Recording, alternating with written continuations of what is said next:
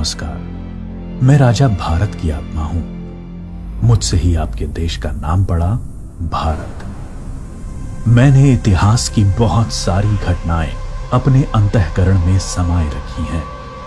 ये आपको अपने गौरवशाली इतिहास और तुम्हारे शूरवीरों के साहसिक कार्यों से अवगत कराएंगी।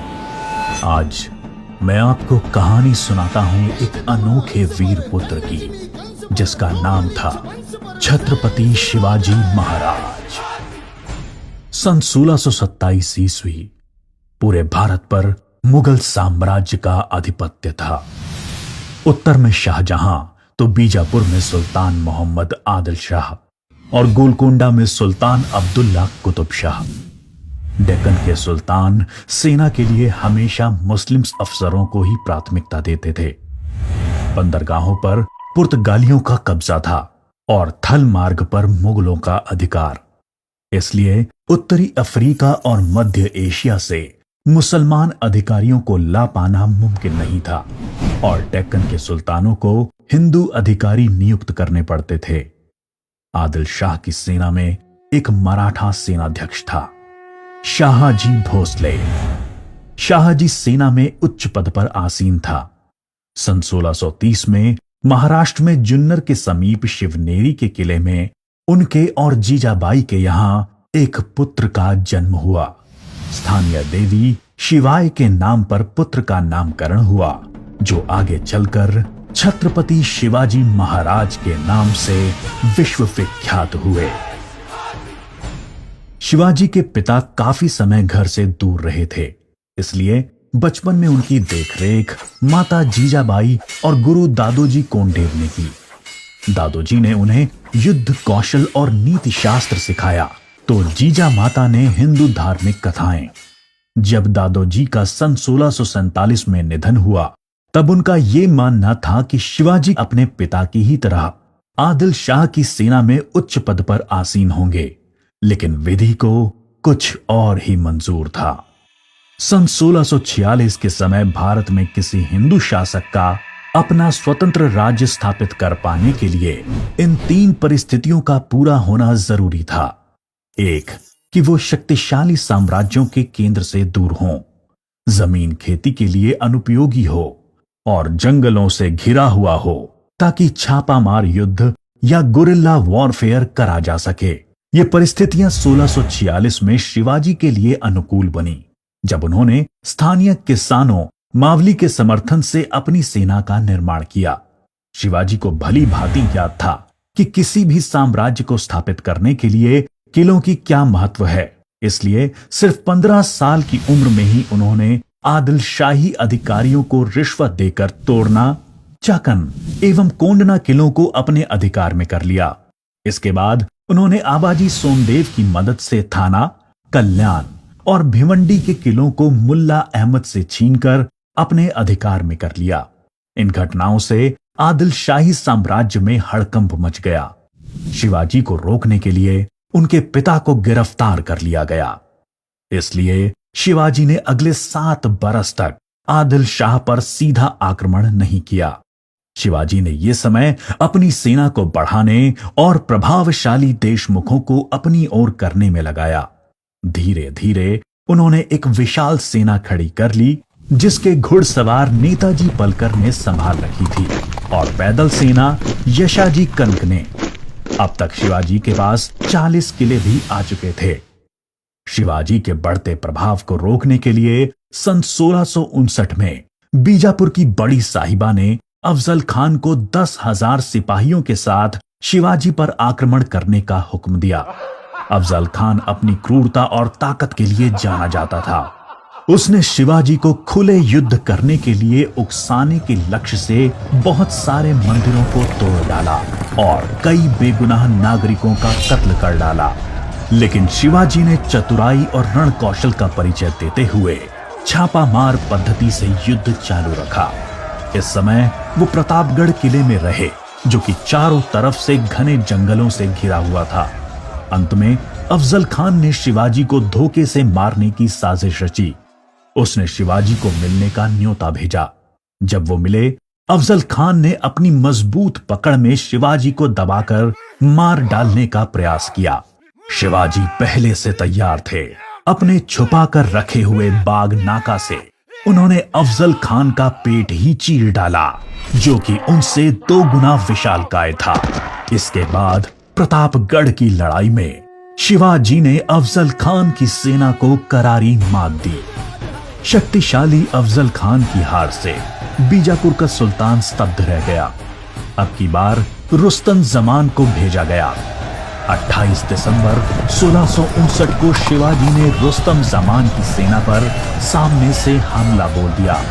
साथ ही उनकी सेना की 2 और टुकड़ियों ने दोनों दिशाओं से रुस्तम की फौज पर आक्रमण कर दिया। रुस्तम जमान शर्मिंदाजनक स्थिति में लड़ाई के मैदान से अपनी जान बचाकर भाग गया। सन 1660 में आदिल शाह ने अपने सेनापति सिद्दी जौहर को शिवाजी पर हमला करने के लिए भेजा। शिवाजी पन्हाला किले में थे और सिद्दी जौहर की सेना ने किले को चारों ओर से घेर लिया। शिवाजी ने सिद्दी जौहर को मिलने का न्योता दिया और जब वो मिले, आदिल शाह को संदेश भिजवा दिया कि सिद्दी जौहर उनसे गद्दारी कर रहा है।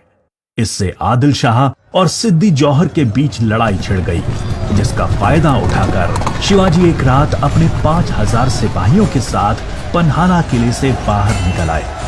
बाजी प्रभु देशपांडे ने न सिर्फ सिपाहियों के साथ दुश्मन सेना को उलझाए रखा, जिसकी वजह से शिवाजी सकुशल विशालगढ़ पहुंच गए। इस लड़ाई में बाजी प्रभु देशपांडे को अपने प्राणों से हाथ धोना पड़ा।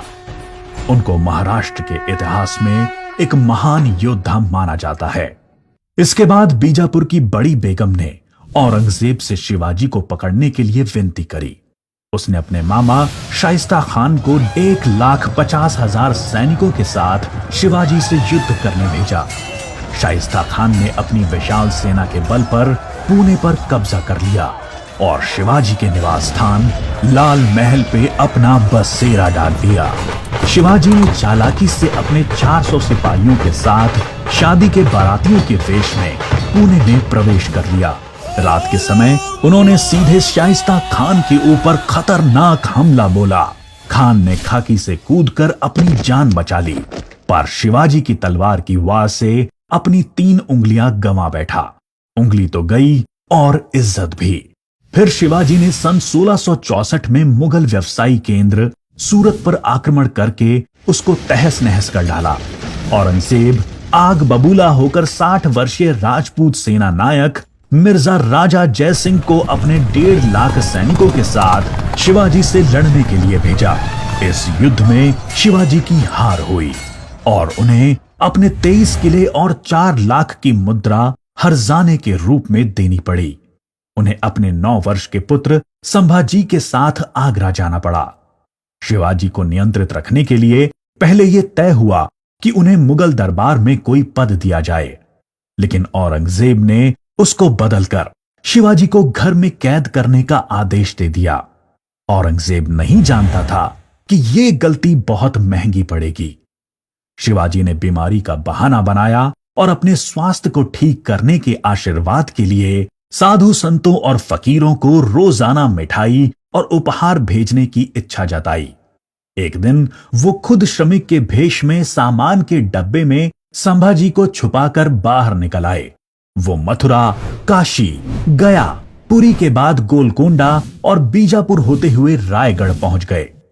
1670 तक शिवाजी ने कई लड़ाइयां लड़ते हुए 4 महीनों के भीतर अपने राज्य का बड़ा हिस्सा मुगलों से स्वतंत्र करा लिया।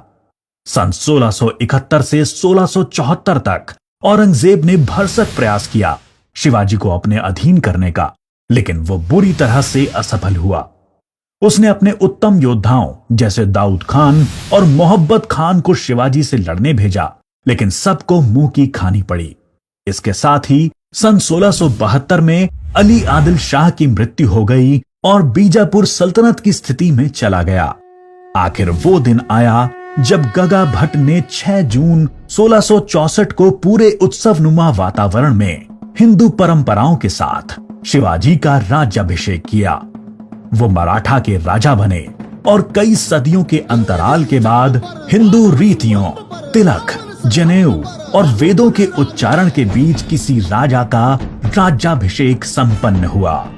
शिवाजी की महानता सिर्फ उनकी बहादुरी और युद्ध कौशल में ही नहीं थी, वो एक योग्य प्रशासक भी थे। उन्होंने धर्म के आधार पर कभी किसी के साथ पक्षपात नहीं किया। उनके कई अधिकारी, यहां तक कि उनके व्यक्तिगत अंगरक्षकों में कुछ मुसलमान भी थे। उन्होंने कभी किसी भी नारी का निरादर नहीं किया। यहां तक कि युद्ध में हारे हुए दुश्मनों की स्त्रियों को भी सम्मान सहित वापस भेज देते थे। गुरिल्ला युद्ध, किलों का उपयोग और नवसेना का निर्माण भारत में पहली बार शिवाजी ने ही करा।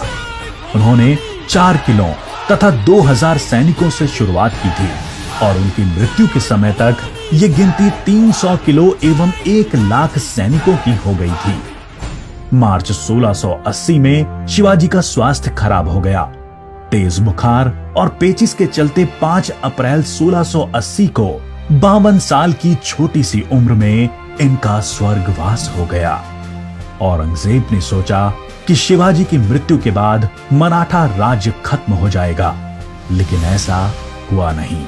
पहले उनके पुत्र संभाजी ने और उसके बाद छत्रपति राजा राम ने मराठा शासन की बागडोर संभाली। औरंगजेब को करीब 25 सालों तक मराठाओं के साथ युद्ध लड़ना पड़ा, जिसकी वजह से वो अपनी मृत्यु के समय तक पूरी तरह से बर्बाद हो चुका था। शिवाजी ने जो मराठा राज्य की नींव रखी, वो आगे चलकर कर्नाटक से लेकर अटॉक पाकिस्तान तक फैल गई। शिवाजी जैसे मनुष्य कभी मरते नहीं, लेकिन लोगों के हृदय में अपने महान कार्यों, साहस और बलिदानों की वजह से हमेशा अमर रहते हैं।